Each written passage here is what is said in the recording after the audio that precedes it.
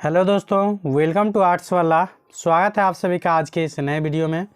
आज हम लोग देखने वाले हैं 12वीं के हिंदी के जो 12वां चैप्टर है जिसका नाम है तीरिच।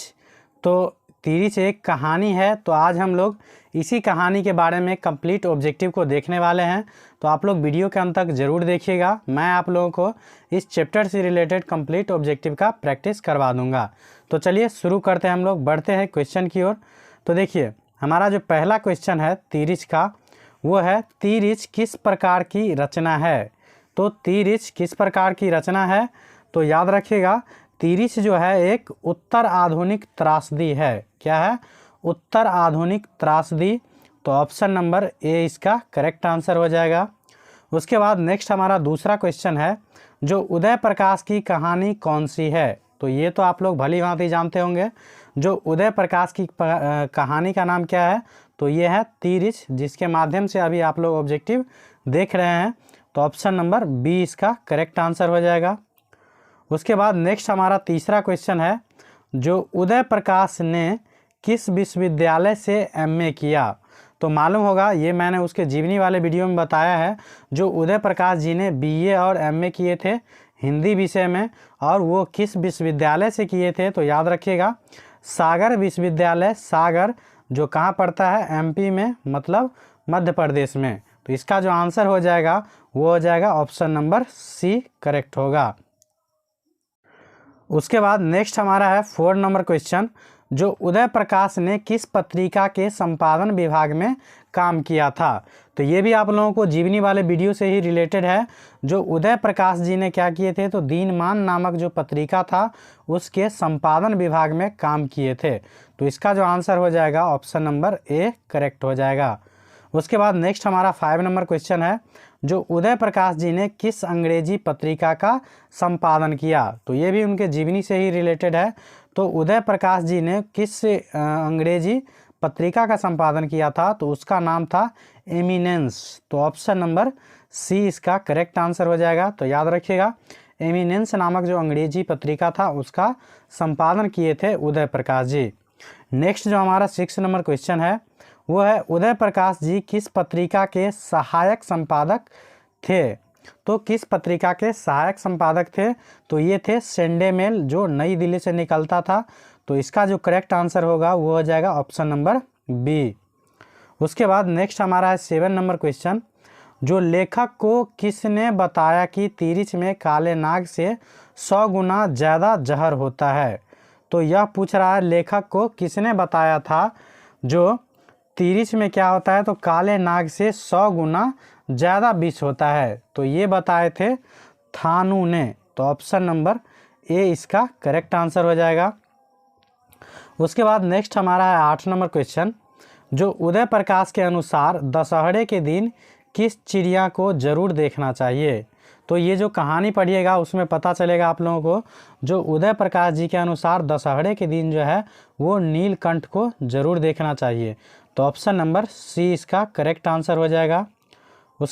उसके बाद नेक्स्ट हमारा है 9 नंबर क्वेश्चन, जो लेखक को किसने 3-300 के 3 नोट दिए थे। 3-300 के 3 नोट कौन दिए थे, लेखक, मतलब लेखक को कौन दिए थे। तो ये दिए थे डॉक्टर पंत ने। तो ऑप्शन नंबर बी इसका करेक्ट आंसर हो जाएगा। उसके बाद नेक्स्ट हमारा है 10 नंबर क्वेश्चन, जो लेखक के दुःस्वप्न के सबसे खतरनाक पात्र कौन थे। तो लेखक के जो दुःस्वप्न आते थे उसके सबसे खतरनाक पात्र कौन थे, तो ये हो जाएगा हाथी और तीरिच।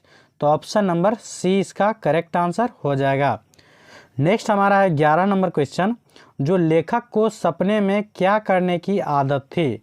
तो लेखक को जो है सपने में जो है वो है बोलने और चीखने की आदत थी। तो ऑप्शन नंबर डी इसका करेक्ट आंसर हो जाएगा। उसके बाद नेक्स्ट हमारा है 12 नंबर क्वेश्चन, जो लेखक के पिताजी ट्रैक्टर से कहाँ उतरे थे।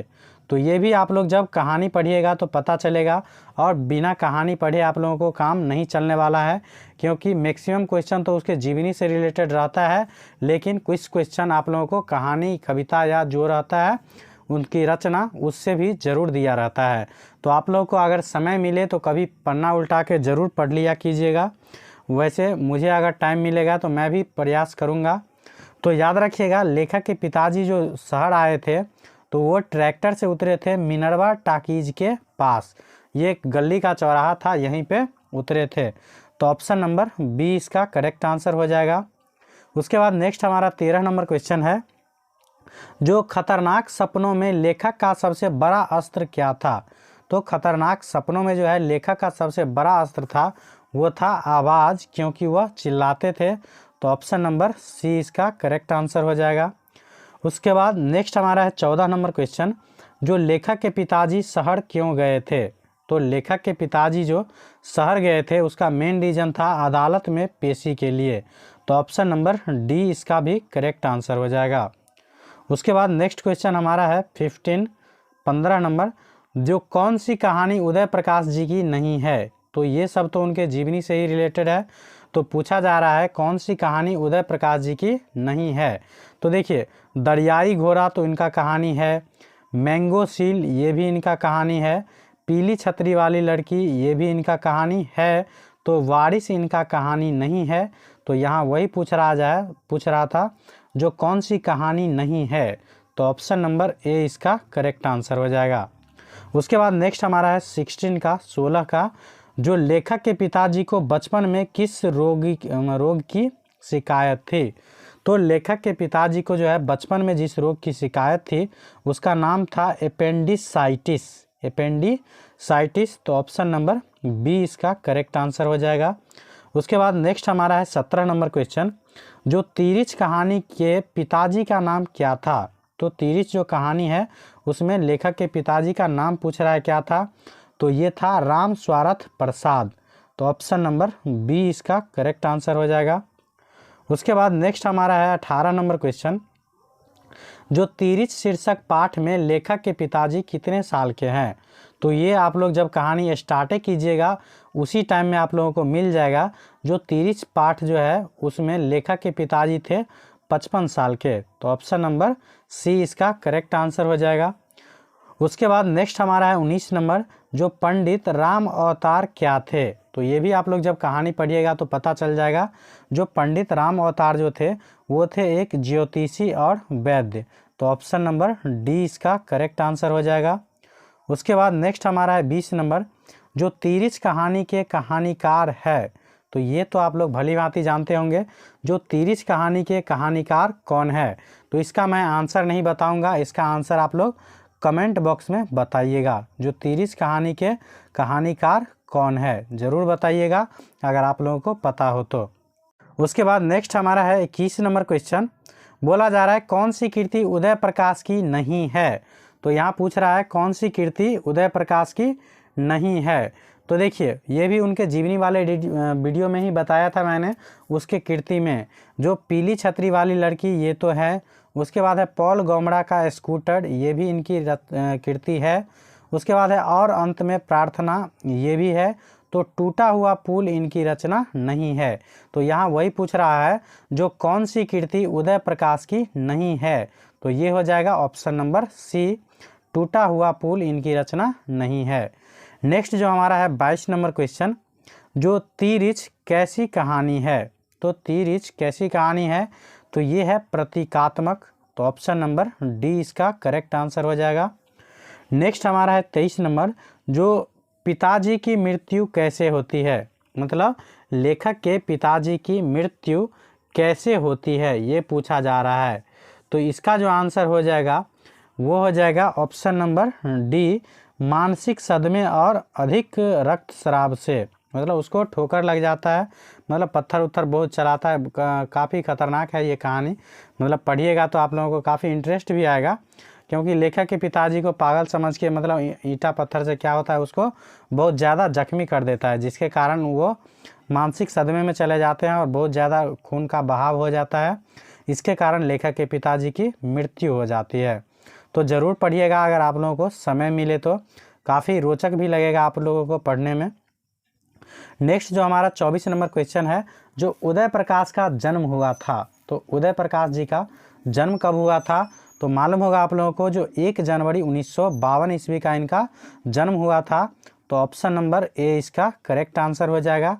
अगर पूछा जाए कहाँ हुआ था तो ये भी मैंने उनके जीवनी वाले वीडियो में बताया है, जो सीतापुर अनूपपुर जो कहाँ पड़ता है, मध्य प्रदेश में। तो याद रखिएगा। नेक्स्ट जो हमारा 25 नंबर क्वेश्चन है, कौन सी कृति उदय प्रकाश की है? तो कौन सी कृति उदय प्रकाश की है? तो ये हो जाएगा दरियाई घोड़ा। तो ऑप्शन नंबर बी इसका करेक्ट आंसर हो जाएगा।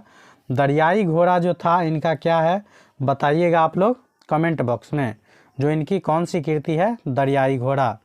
नेक्स्ट हमारा 26 नंबर क्वेश्चन है, जो तीरिश के लेखक कौन है? तो तीरिश के लेखक कौन है ये भी आप लोगों को कमेंट में बताना है। इसका आंसर मैं नहीं बता रहा हूँ, तो आप लोग कमेंट में ज़रूर बताइएगा। नेक्स्ट हमारा है 27 में, जो तीरिश क्या होता है? तो तीरिश क्या होता है आप लोग बताइएगा। जो तीरिश होता है एक बोल सकते हैं इसको बिस्खापड़ बोले या जहरीला लिजार्ड। तो ये हो जाएगा इसका जो 27 का जो आंसर होगा वो हो जाएगा ऑप्शन नंबर डी, मतलब जहरीला टाइप का एक क्या होता है, छिपकली समझिए। नेक्स्ट हमारा 28 में, अरेवा परेवा उदय प्रकाश की कैसी कृति है? तो अरेवा परेवा उदय प्रकाश की कैसी कृति है? तो ये भी हम लोग जीवनी वाले वीडियो में देख चुके हैं। जो अरेवा परेवा क्या था, इनका कहानी संग्रह था। तो ऑप्शन नंबर बी इसका करेक्ट आंसर हो जाएगा। नेक्स्ट हमारा है 29 नंबर, जो कहानीकार को सपने में बोलने और चीखने की आदत है, यह किसने बतलाया?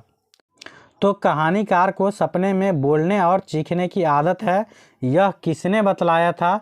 तो यह जो बतलाए थे वो बताए थे कहानीकार की माँ ने। तो ऑप्शन नंबर बी इसका करेक्ट आंसर हो जाएगा। उसके बाद नेक्स्ट हमारा है 30 नंबर क्वेश्चन, जो तीरिश को कैसी कहानी माना जाता है? तो तीरिश को कैसी कहानी माना जाता है? तो ये हो जाएगा जादुई यथार्थ की कहानी। तो ऑप्शन नंबर सी इसका करेक्ट आंसर हो जाएगा। नेक्स्ट हमारा क्वेश्चन है, जो तीरिश कहानी की केंद्रीय घटना का संबंध किससे है? तो तीरिश कहानी की केंद्रीय घटना का संबंध जो है वो है कहानीकार के पिता का, क्योंकि इसमें मेन भूमिका जो है वो कहानीकार के पिता पर ही रचा गया है। तो ऑप्शन नंबर सी इसका करेक्ट आंसर हो जाएगा। तो इस प्रकार से मैंने आप लोगों को तीरिश जो कहानी था उसके कंप्लीट ऑब्जेक्टिव का प्रैक्टिस करवा दिया हूं। तो उम्मीद करता हूं इसके माध्यम से आप लोगों की तैयारी काफ़ी अच्छी हो रही होगी और आप लोगों के लिए यह वीडियो काफ़ी हेल्पफुल साबित होगा। तो अगर आप लोगों को यह वीडियो पसंद आ रहा होगा तो एक लाइक ज़रूर कर दिया कीजिए और चैनल को सब्सक्राइब कर लीजिए इसी प्रकार के वीडियो को देखने के लिए। साथ ही आपका जो परिवार है आर्ट्स वाला, इसे बढ़ाने के लिए अपने दोस्तों के साथ शेयर भी ज़रूर किया कीजिए। Thank you for watching.